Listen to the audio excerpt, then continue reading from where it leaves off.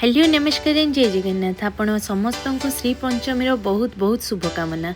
आज सका भाई कि पूरा श्री पंचमी गोटे आम घर जहाँ जहाँ पूजा है पूरा ब्लॉग शेयर करी आपण मान सागर से मुझे सका उठिकी मु फ्रेश है देखली कि माँ सब परिवा थोड़ी ये कटाकटी हम तापर मुझे जाइए आज डे पे गोटे बहुत ही सुंदर लुक नहीं जाइली। यहाँ मोर गोटे नुआ ड्रेस था जोटा कि बहुत दिन है पिंधि नी भाविली कि आज जेहेतु श्री पंचमी अच्छी आज ही यहाँ पिंधि। आपण मैंने समस्त जानते कि माँ सरस्वती व्हाइट प्रिय से मुझे आज ये व्हाइट ड्रेसटा चूज करी पिंधापी। यहीटा थी आज मोर आउटफिट ऑफ द डे आउे मुझे हजबैंड सहित वीडियो कॉल कथी हजबैंड एवं ऑफिस पहुँच जाते तापर मु स्टार्ट कर देइथिली सब डालमा होबापई परिवा काटिबा। आपण माने समस्त जानथिबे कि माँ सरस्वती खेचड़ी भोग बहुत ही प्रिय आउे श्री पंचमी रे प्राय सब घरे खेचड़ी भोग होता है। आमर भी आज खेचड़ी भोग होबापई माँ रेडी करथिले सब जिनस। तापर माँ जोठी स्थापना हे मुझे सब जगह को डेकोरेशन करथिली। काली राति मु फूल एंड सब प्रकार भेराइटी ऑफ फ्रूट्स नहीं आसती जोटा कि आज पूजा लगे। आउ गोटे कथा कि आम घरे माँ सरस्वती पितलर मूर्ति अच्छी जोटा कि सब वर्ष माँ पूजा करती। माँ डालमा बसैला खेचड़ी प्रिपरेशन स्टार्ट कर देते। मत एमती माने मिठा खेचड़ी बहुत ही टेस्ट लगे खाइबापई।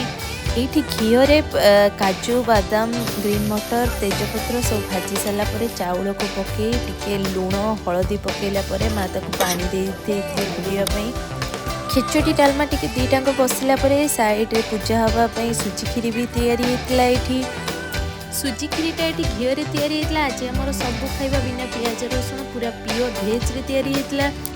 मोर छोट बड़ू श्री पंचमी दिन बहुत ही प्रिय कौन कहना शीत कमी कमी आसता है खरा बिल्कुल भी न था बहुत ही सुंदर लगे ये टाइम रो जो सीजनटा। माँ सरस्वती होउचंती सिद्धिदात्री और ज्ञानदात्री तांको पूजा द्वारा ऐश्वर्यर प्राप्ति होता है। माँ सरस्वती सानिध्य प्राप्त होई कालिदास महामूर्खरू महापंडित हो पारिथिले। एबे देखंतु माँ का आगमन रे पूरा पृथ्वी फल फूल रे भर्ती होई जाई अछि। मु भी फूल रे माँ को सजई देइथिली। माँ कर पूजा हबो तो सेति कलश जेमि थिले बसा हबो। आम घर आगे गोटे आम घर को लागी कि गोटे आंब गछ अछि जो थी कि एबे बौल सब भर्ती हो गला आग को आंब सब ए फल से मुझे छात को जाकि गोटे आंब पत्र आनी माँ को पूजापी। माँ को पूजा कला बेले बही खाता सहित जदि किसी भी वाद्य जंत्र आपण मान पाखे अच्छी ताकू भी पूजा करेंगे कौन पाई माँ होती कलार देवी।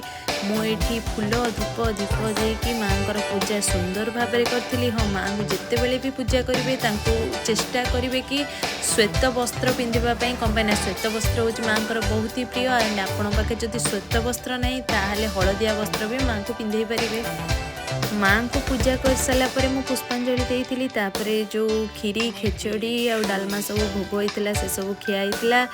एंड आपण मानकू जदि मोर आज ब्लॉग भल लगिला ताले मो चैनल टी को जेमती हेले लाइक शेयर सब्सक्राइब करदेवे। रही पुणी देखा आपण मानक संगे आउ गोटे नुआ ब्लॉग रे।